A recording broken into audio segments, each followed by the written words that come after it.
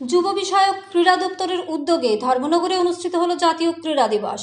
29 August জাতীয় ক্রীড়া দিবস উপলক্ষে education, youth affairs and sports ডিপার্টমেন্টের যৌথ উদ্যোগে বৃহস্পতিবার ধর্মনগরে অনুষ্ঠিত হলো north district level school sports meet. এতে অংশগ্রহণ করেন জেলার বেশ কয়েকটি স্কুলের বিদ্যার্থী, খেলোয়াড়রা। এদিন মোট 3টি পর্যায়ে চলবে বিভিন্ন খেলাধুলা।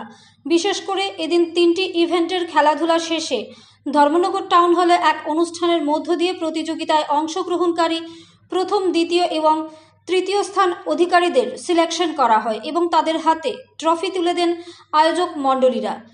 শেষে সাংবাদিকদের মুখোমুখি হয়ে district youth affairs and sports ডিপার্টমেন্টের অ্যাসিস্ট্যান্ট ডিরেক্টর বিভা বসু গোস্বামী জানান, গোটা দেশের সাথে সংহতি রেখে উত্তর ত্রিপুরা জেলায় সরকারি উদ্যোগে জাতীয় ক্রীড়া দিবসকে সামনে রেখে এই কর্মসূচি হাতে নেওয়া হয়েছে।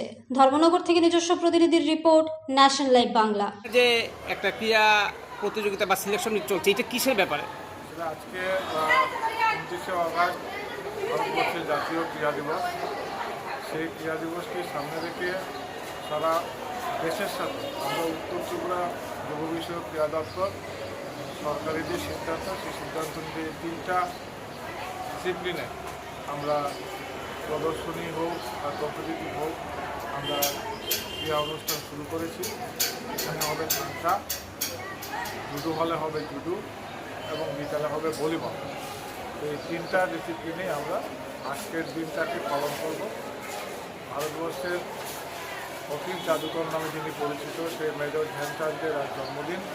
সেই জন্মদিনটাকে ভারতবর্ষের জাতীয় ক্রীড়া দিবস হিসাবে পালন করা হয়। আমরা শ্রদ্ধার সাথে এবং উৎসাহ উদ্দীপনার মধ্য দিয়ে বিভিন্ন ক্রীড়া অনুষ্ঠান সংগঠিত করে আজকের এই দিনটিকে